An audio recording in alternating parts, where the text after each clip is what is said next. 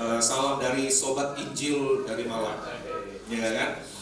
Jadi saya memang mempersiapkan hari ini. Saya support saudara di masa-masa solitude ini. Nah, saya sampai bikin hoodie nih, bikin hoodie khusus ini. Ini ayat tema loh, ayat tema saudara. Saya ambil di sini Filipi 1 ayat 27, salah satu ayat bagiannya. Hendaklah kamu berpadanan dengan Injil, ya kan? Yang paling terkenal biasanya Filipi 4 ayat 13 ya. Segala perkara dapat kutanggung di dalam Dia yang memberikan kekuatan kepadaku. Ya, biasanya itu ya. Ya, dan digunakan untuk kepentingan diri sendiri tanpa tahu konsepnya. Anda tidak boleh pakai ayat itu sebelum Anda tahu Filipi 1 ayat 27. Kalau hidupmu tidak berpadanan dengan Injil, Anda tidak usah pakai tiru-tiru pakai artis-artis lah, olahragawan lah pakai Filipi 4 ayat 13. Anda tidak tahu hidupmu tidak berpadanan dengan Injil, tidak usah pakai itu. Orakate. Ya, betul ya? Ini ayat yang paling penting. Jadi saya support Anda, saya bela-belain panas-panas tidak apa-apa. Ya, saya support solitude ini dan menghasilkan sesuatu yang luar biasa. Ya, bukan spektakuler, luar biasa dalam artian Anda mengerti Injil, hidup di dalam kebenaran Injil, itu lebih penting. Ya, oke, ya, sudah siap? Ya, kita akan menikmati firman Tuhan. Firman Tuhan akan diambil dari Filipi 1 ayat 27 sampai 30. Saya akan melayani saudara-saudara semua, Kegision tempat ini, saya akan bacakan buat saudara-saudara. Ya, hanya hendaklah diri hidupmu berpadanan dengan Injil Kristus, supaya apabila aku datang aku melihat, dan apabila aku tidak datang aku mendengar, bahwa kamu teguh berdiri dalam satu roh dan sehati sejiwa berjuang untuk iman yang timbul dari berita Injil, dengan tiada digentarkan sedikit pun oleh lawanmu. Bagi mereka semuanya itu adalah tanda kebinasaan, tetapi bagi kamu tanda keselamatan. Dan itu datangnya dari Allah. Sebab kepada kamu dikaruniakan bukan saja untuk percaya kepada Kristus, melainkan juga untuk menderita untuk Dia, dalam pergumulan yang sama seperti yang dahulu kamu lihat padaku, dan yang sekarang kamu dengar tentang aku. Nah, ini ayat yang penting ya. Kegision semua di tempat ini. Jadi waktu saya mendapat ayat tema ini sebenarnya ayat yang saya pakai juga di pelajaran materi pemuritan yang kita pakai, khususnya di Gospel Identity. Ayat tema khususnya ayat 27 itu bagian yang utama dari yang paling utama dari surat Paulus, dari nasihat Paulus kepada jemaat di Filipi, itu yang paling pertama. Nanti ada nasihat-nasihat yang lain, ini yang paling utama, paling pertama. Ya, jadi ini penting. Dalam situasi apa Paulus menyampaikan ini? Kemarin sudah disampaikan di dalam penjara. Ya, di dalam penjara dia menyampaikan hal yang penting. Bukan cuma sekedar di dalam penjara. Nasib dari Paulus juga belum ditentukan oleh kaisar, mau mati, diputuskan mati, dihukum mati, atau dibebaskan. Jadi gantung gitu, sesuatu yang gantung itu kan tidak enak. Ya, status yang digantung kan tidak enak. Ya kan? Ada yang statusnya digantung di sini, mengucap syukurlah kepada Tuhan. Ya, paling tidak Tuhan tidak pernah menggantung. Ya, kasihnya selalu dicurahkan, selalu luar biasa. Nah, ini gantung. Makanya nanti tulisan-tulisan Paulus itu dikatakan, saya ngelihatnya kemana? Sini ya, harus lihat di sini pinggirnya ya. Ya, oke, lanjut next coba. Ya ini ya, ayat ini ngomongin tentang bagaimana dia tentang hidup mati. Karena posisinya memang Paulus sedang mengerti. Awal nanti diputuskan mati atau hidup nggak tahu. Ini salah satu ayat buktinya, nanti kalau saudara baca, ini salah satu jeritan hatinya Paulus. Ya kan? Ini memang sudah akhir hidup. Meskipun nanti pada akhirnya sejarah membuktikan bahwa di Filipi ini Paulus sudah mati, dibebaskan. Nanti pas waktu nulis surat Timotius, nah dia mati tuh di situ. Setelah dihukum mati. Tapi ini enggak, Tuhan masih punya kedaulatan, bebas dia. Nah, seperti itu ya salah satunya. Nah, saya mau memberikan kepada teman-teman semua di tempat ini, Kegision di tempat ini.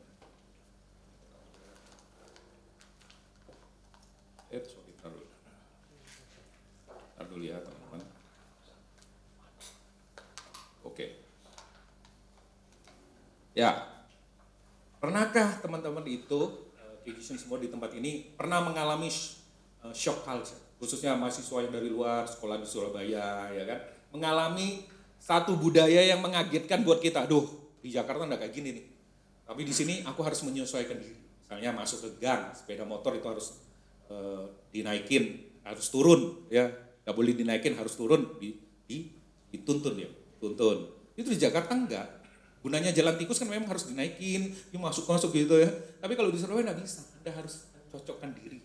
menyesuaikan diri. Belum lagi kalau yang dulu single ya sendiri dan harus menikah. Nah, itu paling banyak penyesuaiannya. Ya, paling banyak penyesuaiannya. Dulu kalau tidur itu ngorok, bebas, merdeka karena di kos sendirian. Nah, setelah itu nggak bisa kalian bebas itu tendang sana tendang sini, nggak bisa, pasti ditendang balik sama pasanganmu yang ngorok gitu ya. Berapa banyak itu hal itu terjadi ya. Harus ada penyesuaian. Jadi kalau nggak siap menikah, jangan. Kalau mau menikah itu harus tanya yang detail-detail. Kamu ngorok udah tidurnya. Berat juga ya, iya memang berat. Kayaknya sepele tapi itu mengganggu loh. Ya, tapi itulah nanti ada penyesuaian ya, penyesuaian. Belum lagi masalah selera makan ya. Gimana kalau selera makan? Yang satunya seringannya makan di warteg ya kan, bahari. warteg gitu ya. Ada yang makan di pinggir jalan gitu. Setelah menikah, ya dia makan di tengah jalan. Ketabrak truk. Ya kan, makan di tengah jalan gimana ya, di pinggir jalan lah. Di tengah jalan habis kita. Nah, maksudnya kadang-kadang kita menyesuaikan dengan pasangan kita. Yang pasangannya senang makanan yang sehat, healthy. Yang satunya wah sembarang lah, terserah pokoknya enak. Nah itu kan dua-duanya harus menyesuaikan. Sama, ayat ini bicara tentang itu. Hendaklah hidupmu itu berpadanan dengan Injil Kristus. Itu hidup kita, kalau saudara dengar kata berpadanan gimana? Bayangan pertama. Ada contoh yang selintas lewat di pikiran saudara. Kalau saya waktu baca ayat ini pertama adalah sosok anak muda yang hidupnya banyak gaya, tapi duitnya dikit. Wah, demi Instagramable. Foto ini, wah, nggak sampai tengah minggu habis duit kirimannya. Ya, sudah apa? Foto-foto sama healing yang nggak jelas itu, foto cekrek ke kafe ini yang lagi update yang ini. Habis duitnya, uang bulanannya habis gaknya untuk gaya. Itu namanya peribahasanya itu besar pasak daripada tiang. Itu peribahasa nanti yang Gen Z itu bakal enggak mengerti. Besar pasak daripada tiang. Anda mengerti ini berarti bagus Anda pelajaran bahasa Indonesianya. Sekolah di mana? Iya. Nah ada banyak, coba tanya nah generasi kalian tuh. Generasinya Dion nanti kalau sudah agak gede. Tahu enggak peribahasanya besar pasak daripada tiang? Apa itu Dedi pasak? Apa itu tiang? Ya zaman dulu kan bangun rumah itu dari kayu, ada banyak. Beda aja seperti zaman sekarang. Nah ayat ini saya bayangin itu anak muda yang maunya gaya tapi duitnya dikit, pendapatannya nggak ada, tapi maunya gaya. Itu di Manado banyak ya. Biar kalah, jangan kalah aksi. Nasinya kalah nggak apa-apa. Dijelasin dulu ya. Nah, bayangan pertama saya waktu pelajaran, iya, itu tidak berpadanan. Ya, pendapatanmu belum ada, tapi gayamu banyak. Itu tidak berpadanan. Itu pertama kali yang terlintas keluar dari pikiran saya ketika membaca ayat ini, berpadanan. Nah, kalau saudara baca di sini, ya, paling tidak saya akan bahas dua bagian besar yang harus dibahas. Pertama itu adalah apa makna hidup berpadanan dengan Injil. Saya ganti dengan kata aslinya sih, nanti saya jelasin. Apa makna hidup yang layak bagi Kristus, bagi Injil Kristus. Ya, yang kedua adalah implementasinya, implementasi hidup yang layak bagi Injil Kristus. Ya, yang ketiga itu adalah 3 sih bukan 2. Kena prank Anda. Ya, saya lihatnya di sini, kecil sekali tulisannya. Mengapa kita harus memperjuangkan hidup yang sesuai dengan Injil Kristus Yesus? Itu sesuai dengan teks yang kita baca. Yang pertama aja langsung aja ini. Hanya hendaklah hidupmu berpadanan dengan Injil Kristus. Ada kata hanya. Hanya ini penting. Hanya, only, hanya. Bahasa aslinya itu monon. Ini nanti muncul kata mono. Hanya ini yang penting, ini satu. Di bagian awal nasihat Paulus sudah ngomong, hanya ini yang penting. Apa? Hendaklah hidupmu berpadanan dengan Injil Kristus. Ya. Ini diletakkan di bagian pertama supaya jemaat Filipi mengerti dengan sadar, dengan benar-benar yakin bahwa inilah bagian yang penting. Nah, kata berpadanan itu bahasa aslinya itu aksios. Ya, bisa ditunjukkan. Aksios. Ya, berpadanan itu aksios. Pernah dengar provider Aksis gitu ya? Nah, ini sama. Bahasa Inggrisnya atau poros, ya kan poros. Aksio, aksis. Nah, itu kata itu dalam bahasa Inggrisnya itu aksis ya. Aksis yang artinya sumbu atau poros. Nah, kata aksios ini maknanya lebih mengarah kepada identitas memang. Mengarah kepada menjadi. Menjadi, bukan cuma sekedar berpadanan itu disesuaikan, tapi kamu menjadi. Menjadi sesuai dengan nilai yang kamu percayai. Dalam hal ini Injil. Berpadanan aksio ini artinya kamu menjadi seperti apa yang Injil sampaikan, apa yang Injil nyatakan. Atau bahasa lainnya saya jelasin itu selaras dengan nilai yang kamu percayai. Selaras enggak? Sudah diselamatkan sih, sudah terima Tuhan Yesus sih, sudah bertobat katanya sih, tapi hidupnya enggak selaras sama Injil. Nah, ini yang ditekankan sama Paulus. Sudah percaya, sudah bertobat, sudah cinta Tuhan, sudah melayani. Ini waktu yang terbaik untuk kita solitude. Tapi hidupnya enggak selaras dengan Injil yang Tuhan Yesus sudah nyatakan.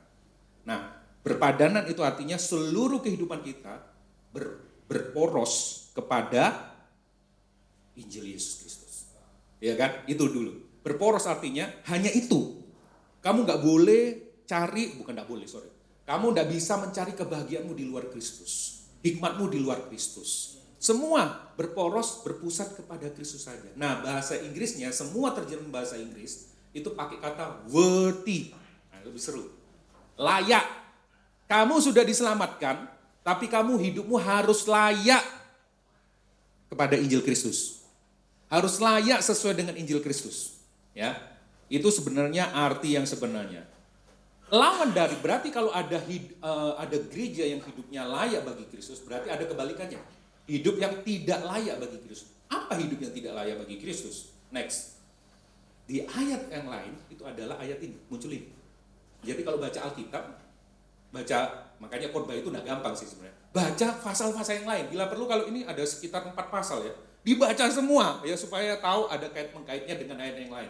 Musuh dari atau lawan dari hidup layak bagi Kristus adalah setru salib. Benar nggak? Anda sudah diselamatkan tapi hidupnya bisa jadi setru salib. Bisa jadi setru salib. Nanti baca ayatnya. Apa sih setru salib? Setru salib itu adalah orang-orang yang hidupnya hanya berpusat kepada hal-hal yang jasmania. Hal-hal yang mengenakkan tubuh, daging, kehidupannya sendiri. Itu setru salib. Hidup yang setru salib itu bukan berarti antikristus. Ngelemparin tempat ibadah orang Kristen. Itu setru salib. Bukan. Setru salib adalah hidupmu itu hanya memikirkan hal-hal yang sifatnya duniawi. Saya ulang lagi nih, ada beberapa pernyataannya juga saya dengerin khotbah-khotbah di sini juga ya. Anda hidup di dunia tapi nggak boleh menurut dunia hidupmu. Hidup dunia tapi nggak boleh menurut dunia. Hidup menurut daging, hidup secara daging tapi bukan menurut daging. Itu Paulus, ayat tema juga bulan ini. Nah, yang disebut ini adalah kamu memikir hal-hal jasmani dan gereja endorse itu sekarang. Oh ya, kamu kalau tabur, kamu akan mendapat kelimpahan. Kamu akan mendapat berkat. Semua hal-hal yang berhubungan sama jasmani. Itu setru salib. Padahal salib ngomongnya apa? Sangkal dirimu. Tapi dunia ngomong, jadilah dirimu sendiri. Ya terserah, ikuti kata hatimu. Gereja tidak bisa menghalangi kebahagiaanmu, orang tuamu, pacarmu, siapapun tidak boleh menghalangi kamu. Itu yang terjadi. Liberal, bebas. Antinomian ya, kebebasan. Wah, bahagia-bahagiaku sendiri, pilihan-pilihanku sendiri, uang-uangku sendiri, mau apa coba? Nah, itu setru salib. Saya enggak tanya kepada teman-teman semua di tempat ini, berapa lama kamu sudah melayani? Berapa lama jadi orang Kristen? Sudah berapa lama jadi gembala komsel? Enggak. Saya enggak tanya itu. Saya tanya seberapa banyak dari kita hidupnya layak bagi Injil Kristus. Gak peduli saudara mau pelayanan berapa tahun, mau kenal Tuhan berapa tahun, tapi yang penting yang ditanyakan sama Paulus adalah seberapa layak hidupmu bagi Injil Kristus. Sudah diselamatkan tapi tidak layak, tidak aksis, tidak berperos sama Kristus, malah jadi setru salib. Itu yang tidak mau Tuhan terjadi dalam gereja. Itu yang Paulus sampaikan kepada jemaat di Filipi. Ya, apakah renungkan? Apakah bisa ditampilin? Apakah hidupmu next? Apakah hidupmu layak bagi Injil Kristus? Itu dulu. Renungin, sudah selaras nggak? dengan nilai-nilai yang dipercaya. Sudah berporos ke Kristus enggak? Pusatnya Kristus enggak? Ya tadi lagunya tadi ya. Wah, Kristus Raja ditinggikan. Dia pusat dari seluruh pemerintahan hidup kita sekarang. Nah yang kedua adalah, lanjut. Ada kata hidup. Hidup. Politeumai. Politeomai. Hidup. Nah, ini yang seru. Ya. Kata hidup di sini bukan kata biasa yang sering digunakan Paulus. Kata kerja politeomai ini hanya muncul 2 kali di dalam perjanjian baru. Hanya 2 kali. Yesaya Rasul 23 ayat 1, Filipi 1 ayat 27 ini yang saya pakai nih. Wah, temanya kan 1 ayat 27. Saya support Anda. ya. Ini hanya muncul 2 kali, ya. Makna di dalamnya lebih mengarah kepada sebuah pola hidup, sebuah gaya hidup menurut tatanan tertentu. Pas ini dengan aksios. Aksios politeomai. Hidup yang aksios. Aksios yang politeomai. Hidup yang seturut dengan tatanan tertentu. Di tempat lain kata ini dipakai untuk kehidupan yang seturut dengan hukum Taurat. Hukum-hukum yang ada di beberapa catatan Deuterokanonika yang tidak masuk di kitab kanon kita. Itu ada ngomong catatan-catatan yang bisa ambil referensinya dari situ, cuma ambil referensi aja. Bahwa hidup yang secara politeoma ini ada hidup yang sesuai tatanan, sesuai aturan hukum, waktu itu hukum Taurat.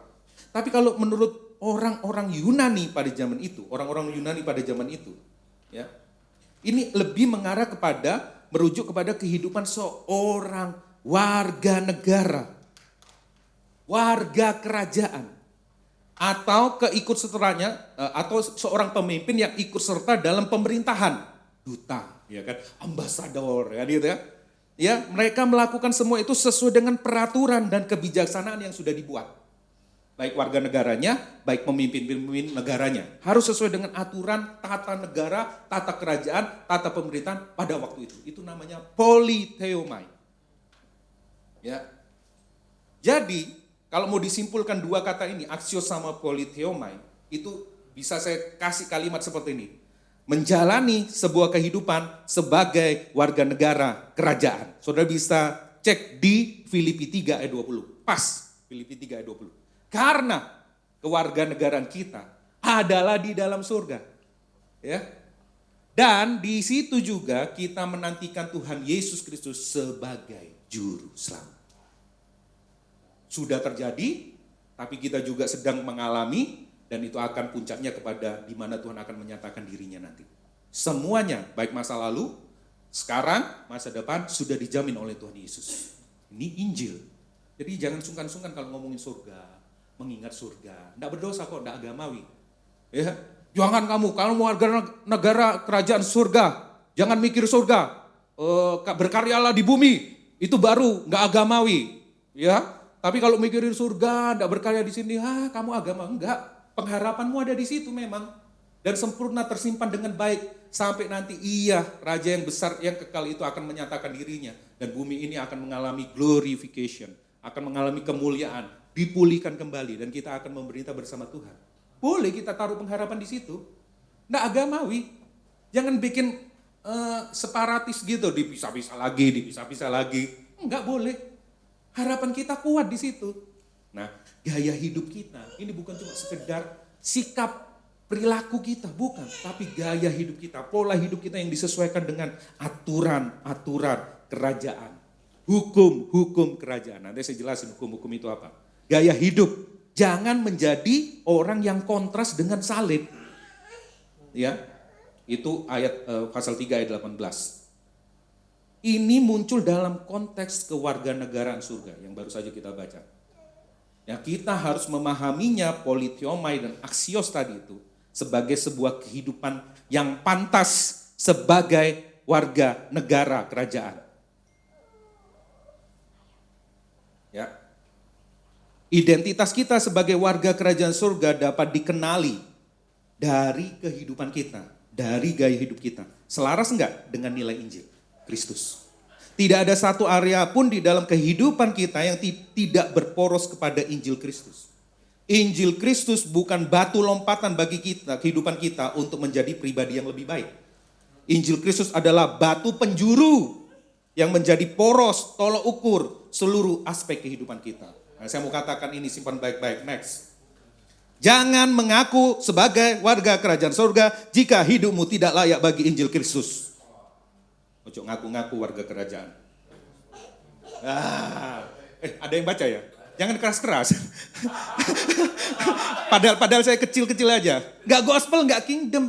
Yang ngomong siapa? Bukan pendeta David Victor. Alkitab yang ngomong. Politeomai, axios. Hidupmu harus sesuai dengan gaya hidup kerajaan.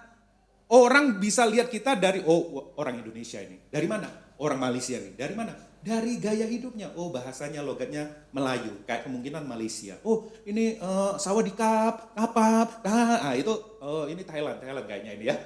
Kita bisa lihat dari permukaan aja bisa lihat. Ini Eropa bagaimana kurang lebih ini nih kayaknya. Kita bisa dikenali sebagai warga kerajaan surga karena kita selaras dengan Injil Kristus.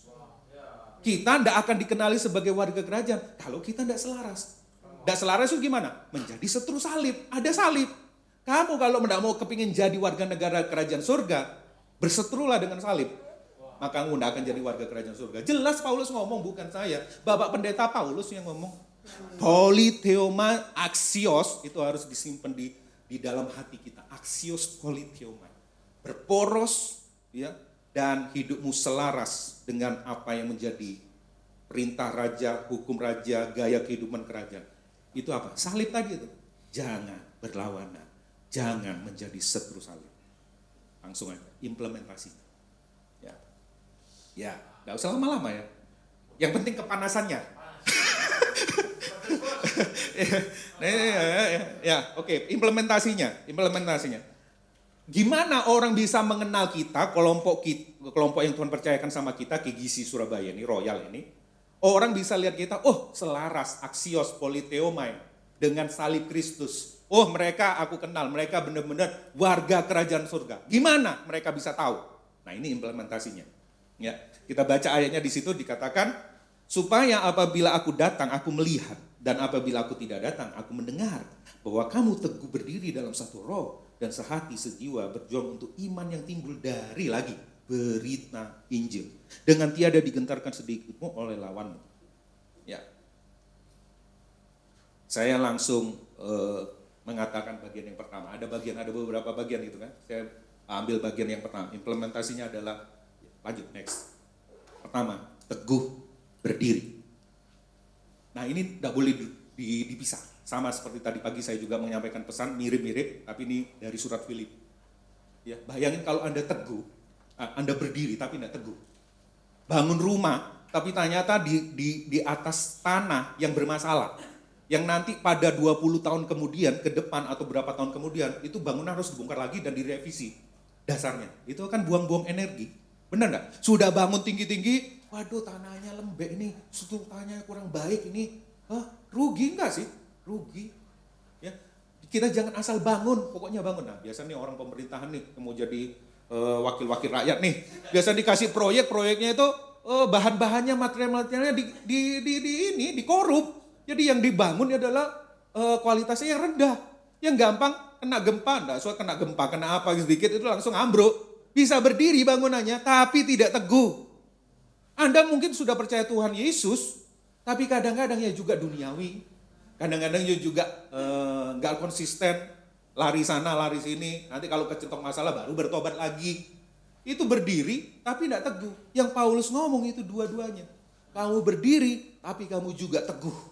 Dalam hal apa? Dalam hal pengajaran yang sehat, yang benar. Harus berdiri dengan teguh. Harus berdiri dengan mantap. Bukan ragu-ragu, ditanya nggak ngerti. Ya. Nggak tahu, nanti tanya pendeta saya, tanya gembala saya, tanya. Terus gaya hidup juga, ya abu-abu. Kalau sama teman gereja ya jadi anak gereja. Nanti kalau sama anak clubbing ya jadi clubbing juga ya. Nanti sama grup yang lain jadi yang lain lagi. Kita nggak punya keteguhan. Ya, pengajarannya juga sudah salah. Ya, hidupnya juga luntang-lantung salah juga ya. Ikut sana, ikut sini, ikut sana, ingin menyenangkan semua orang. Pesan Paulus pada jemaat di Filipi, kamu hendaklah tetap teguh berdiri. Berdiri dengan teguh, bukan cuma asal berdiri, bukan cuma sekedar asal pelayanan. Berapa banyak yang dari tempat ini yang ghosting? Tiba-tiba hilang aja. Ya kan, ghosting nggak tahu gitu. Hanya Tuhan dan dirinya yang tahu dari mana. Ghosting aja, nggak ada pamit, nggak ada apa, hilang. Ya relakan lah. Kalau kedaulatan Tuhan untuk kembali ke tempat ini, ya akan kembali. Tapi kalau enggak, ya udah mungkin akan dibina di tempat lain. Ya kan? Digembalakan di tempat lain, nggak usah sakit hati. Ya. Nah, ini yang disebut kita harus tetap teguh berdiri. Dua-duanya. Ya. Untuk apa sih kita tetap teguh berdiri? Untuk apa? Untuk apa? Katakan di situ lanjut. Nah, ini bagian yang penting. Untuk sebuah kesatuan. Satu roh, satu sehati, sejiwa. Tujuannya untuk itu. Jadi di dalam sebuah komunitas ada dua kelompok. Pertama itu yang tetap teguh berdiri. Ini orang yang lurus, jujur, prinsip tetap prinsip, kebenaran firman tetap kebenaran. Contohnya di sini siapa? Ada. Prinsip. Ya, biasanya orang-orang yang model kayak ini biasanya menyakiti hati orang lain. Lurus-lurus tapi diterabas semua. Oh kok salah? Salah. Tidak sesuai dengan firman Tuhan. Benar sih maksudnya. Tapi menyakiti. Orang tidak bisa kumpul sama model kayak gini. Benar gak? Lurus. Yang satunya itu adalah yang kebalikannya. Yang ini. Satu hati. Tapi prinsip-prinsip diabaikan. Kebenaran diabaikan. Dia lebih memilih jadi penjaga damai daripada pembawa damai. Penjaga, wes gak usah ribut. Memang Hizkia itu modelnya kayak ngono. Wes gak usah ribut. Kami dikasih tahu, gak usah ribut ya. Baik-baik saja ya punya hubungan. Kita ini tetap kayak gini, kita baik, tapi prinsip-prinsip, wes gak tahu. Ada dua kelompok ini. Nah, dua kelompok ini harus menyadari di dalam Injil Kristus itu benar-benar harus mempunyai satu titik penerimaan yang sama di dalam Kristus. Gak bisa lurus-lurus aja, benar itu. Tapi kamu harus juga merendahkan hati. Ya, kamu juga orang berdosa. Ya, kan kayak gitu prinsip-prinsipnya ya. Yang satu itu jangan takut, kamu mau menyenangkan semua orang, kamu mau diterima semua orang. Ya, sampai damai please. Itu bukan pembawa damai, itu namanya penjaga damai. Tuhan tidak pernah suruh kita jadi penjaga damai. Tuhan suruh kita jadi pembawa damai. Kalau pembawa damai, tegur dengan kasih, tegur dengan lembut, terima dia kembali, didik dia kembali dan sebagainya. Kalau dididik, puji Tuhan berarti diperhatikan. Ya, seperti kalau ada yang salah cepat ngomong, tidak sesuai dengan firman Tuhan tetap ngomong, tegur dengan baik. Jangan dibiarin kalau tidak sesuai dengan firman Tuhan harus ada yang ngomong. Betul nggak? Nah, Paulus mau mengingatkan jemaat Filipi kayak gitu. Bukan cuma tetap teguh berdiri, tapi dalam kesatuan. Percuma tetap teguh berdiri, tapi tidak dalam kesatuan. Nah, ini nggak boleh dilupakan. Yang berikutnya. Nah, dari semua itu, untuk apa lagi? Ini anak kalimat menjelaskan anak kalimat. Ya, cucu kalimat berarti di Indonesia enggak ada. Ya. Nah, iya, latar belakang dari surat Filipi ini yang kita baca tadi 27 sampai 30 ini, itu sebenarnya seperti satu tarikan nafas. Jadi enggak ada satu kalimat berhenti, kalimat lain berhenti. Kalau kita baca di bahasa Indonesia kayak gitu kan. Di Yunani enggak kayak gitu. Jadi kayak seorang rapper nge-rap itu dalam satu tarikan nafas, jadi berapa kalimat muncul. Nah, ini kayak gini. Jadi ini satu rangkaian kalimat yang enggak putus. Terus gitu. Nah, kalau di bahasa Indonesia kan titik apa supaya kita gampang bacanya. Tapi kalau ini aslinya di Yunani jadi satu kesatuan. Jadi tidak bisa dipisah. Jadi harus nunggu benar-benar maksudnya Paulus ini apa ya, nulis telusuri dari awal sampai terakhir. Oh ini maksud. Jadi ini menjelaskan yang tadi. Kenapa kok kita harus bersatu? Bersatu dalam hal apa? Satu hati dalam hal apa? Satu jiwa dalam hal apa? Dalam hal ini. Berjuang untuk iman yang timbul dari berita Injil. Injil itu bukan cuma hanya dihidupi. Bukan hanya menjadi poros. Tapi juga perlu diperjuangkan. Ya. Harus diperjuangkan di tengah-tengah generasi kita, di gereja di mana Tuhan percayakan sama kita harus diperjuangkan. Bukan cuma di hidup, ya sepertinya aku sudah ngerti kok, aku sudah pengajaranku sudah sehat, aku sudah dengar hal-hal yang sehat, yang baik, yang benar, ya tidak dengar dari khotbah-khotbah yang cocokologi, comotologi dan sebagainya, prosperity gospel dan sebagainya. Aku sudah bagus itu langkah yang baik, tapi tidak cukup. Anda harus berjuang bersama-sama dengan rekan kalian di sini untuk ya iman yang timbul dari berita Injil, berjuang bersama-sama dan tetap teguh berdiri. Itu pesannya. Ya. Jangan sendiri-sendiri. Ya wes, pokoknya yang penting aku kan sudah sadar, sudah baik. Aku Injil Center, Gospel Center aku. Ya. Tapi tidak cukup. Gereja itu katanya, Pastor Yosia, bukan proyek personal, tapi proyek komunal. Saya tambahin, bukan cuma sekedar komunal, tapi juga proyek misional. Personal, komunal, and misional. Itu harus. Tidak cuma komunal, orang mangan, sing penting kumpul, ya kumpul terus gitu. Tapi tidak keluar, menjangkau, tidak misional, percuma. Atau cuma personal, ya aku ngerti, aku harus gospel center. Tapi nggak pernah komunal, sendiri-sendiri. Itu juga yang tidak dimaksud oleh Paulus. Hendaklah kamu berjuang bersama. Pertanyaannya, apakah Anda berjuang bersama? Nah, masa-masa sulit ini saya berharap kita berdoa bahwa kita mulai, yuk kita berjuang bersama. Bukan untuk KGC Royal, bukan untuk Rock, bukan untuk Pak Arifin, bukan untuk siapa. Untuk ini loh, berita Injil, kabar baik. Siapa itu? Kristus Yesus. Lawannya apa? Setru salib. Itu, jangan ada setru salib di tempat ini. Ya, karena kalian tidak akan jadi warga kerajaan. Ya, lanjut. Cek motivasi kita. Lanjut. Motivasi kita ada di sini, melayani, bergereja di tempat ini. Dalam pemberitaan Injil harus selaras. Semuanya bersama-sama, harmoni. Ya, bukankah itu juga mutu kita ya? Ada yang mencoba untuk mencari keuntungan, karena ada beberapa orang yang menyampaikan keuntungan, memberitakan Injil untuk kepentingan diri sendiri. Pesannya betul, tapi untuk kepentingan diri sendiri. Ada enggak? Ada. Banyak. Kata Paulus juga mengiyakan. Enggak apa-apa, yang penting itu sudah disampaikan. Tapi dengan maksud yang salah. Kita juga enggak mau kayak gitu kan? Bagaimanapun juga kata Paulus, mereka menyampaikan Injil. Tapi motifnya itu loh, salah. Demi apa? Demi jemaatnya banyak.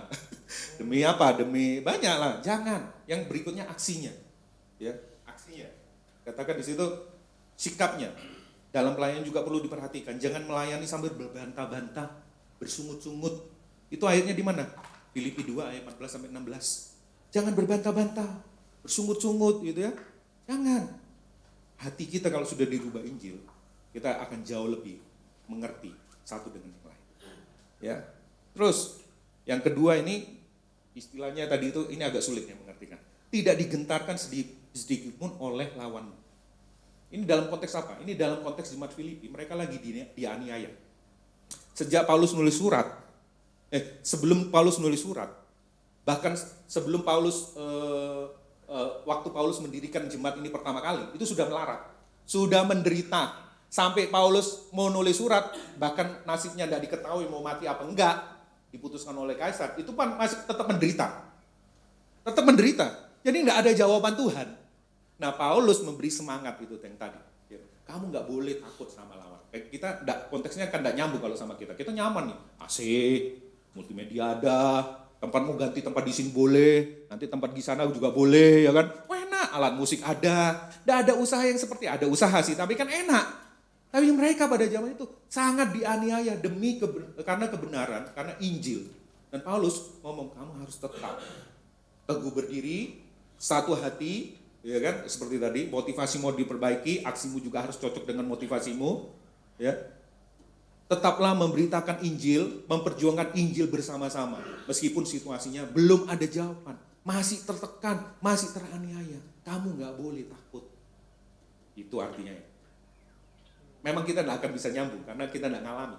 Paling enggak kita kan paling cuma, ya kadang-kadang disepelekan. Masalah kita apa sih, Yud?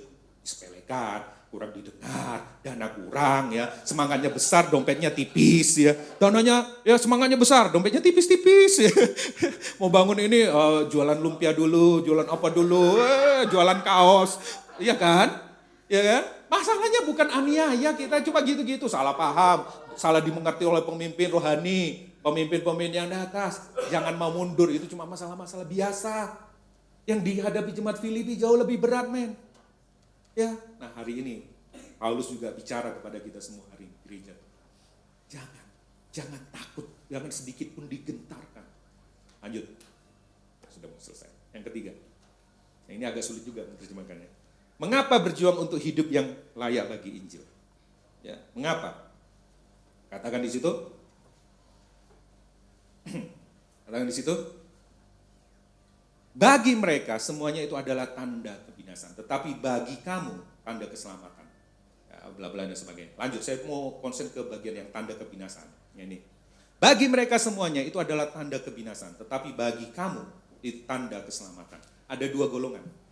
Ketika nanti di waktu kita memasuki masa-masa yang seperti jemaat Filipi, ingatlah hari ini bahwa firman Tuhan telah berpesan kepada kita. Ketika nanti situasi kondisi Indonesia mungkin sudah tidak ideal lagi, ada penganiayaan karena Injil Kristus Yesus Tuhan. Saudara harus tetap ingat, ketika Anda berdoa, tetap aja ini penganiayaan belum diangkat nih, penganiayaan tambah besar nih di Indonesia. Ya saya harap tidak tahu lah apa yang terjadi nanti. Tapi Anda harus bersiap-siap. COVID itu memberikan contoh yang bagus tuh 3 tahun yang lalu. Menderitanya ya baru kena virus, belum secara langsung dengan iman kita, dengan orang yang keras menganiaya kita, radikalisme belum. Kita baru virus yang tidak kelihatan, ya. Belum yang kelihatan, ya. Kita pernah mengalami masa gelap Indonesia kan tahun 98 dan sebagainya. Belum masuk sampai langsung konfrontasi ke iman kita. Ya, dikatakan di situ, kalaupun itu terjadi, Tuhan tetap berkuasa, tetap Tuhan berdaulat. Dikatakan di situ, itu akan menjadi tanda kebinasaan buat mereka. Mereka terus akan menganiaya jemaat Tuhan, mereka akan terus menganiaya Injil, mereka tetap menganiaya orang Kristen. Memang Tuhan sudah tetapkan untuk mereka binasa. Itu ayatnya itu keras memang. Tapi bagi kamu ada tanda yang lain, itu tanda keselamatan. Justru di situ kamu akan semakin lihat bagaimana Tuhan akan memperlengkapi kita.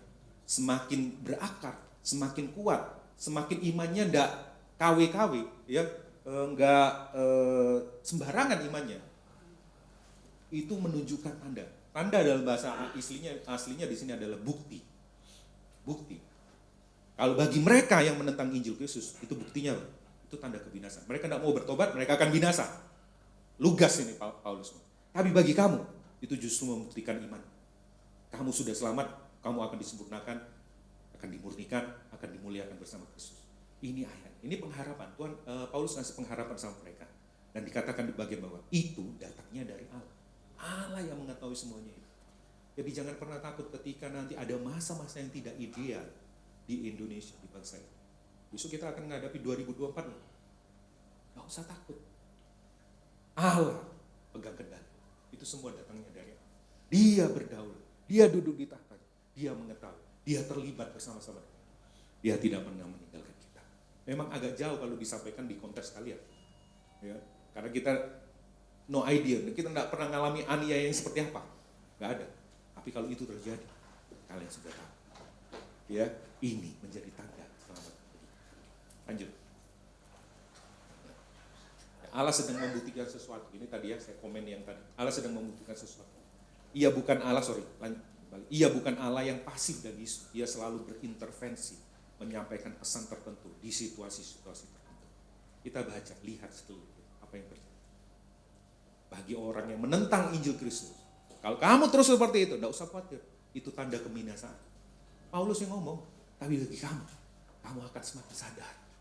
Kalau bukan kasih karunia, ya kamu binasa seharusnya sih. Tapi kamu selamat kan? Itu kasih karunia. Itu tanda keselamatan. Lanjut. Yang keempat. Dikaruniakan bukan saja untuk percaya kepada Kristus, melainkan juga untuk kita. Untuk dia. Kasih karunia itu bukan cuma sekedar diselamatkan. Kasih karunia juga adalah bagian dari penderitaan. Jadi kalau saudara menderita demi Kristus, itu kasih karunia. Anda diberikan kasih karunia. Ini hal yang sama. Dua hal yang sama. Dikasih kasih karunia untuk selamat, juga kasih karunia untuk menderita. Yang penting tadi itu seperti tadi saya sampaikan. Tetap teguh berdiri. Untuk apa? Untuk sebuah kesatuan, satu hati, satu jiwa. Untuk apa? Untuk berjuang bersama-sama bagi Injil. Yang kita sudah peroleh dari iman percaya kita pada Kristus. Hidup kita harus berporos, aksios, dan politeomai. Sesuai dengan budaya kerajaan surga. Jangan menjadi orang-orang yang berseteru dengan salib Kristus. Itu yang mau saya sampaikan di masa-masa solitude ini, supaya saudara bisa mengerti. Ketika masa sulit itu datang, saudara tahu, masa sulit kita apa sih tadi? Bukan kesulitan itu. Maju terus. Tuhan Yesus memberkati.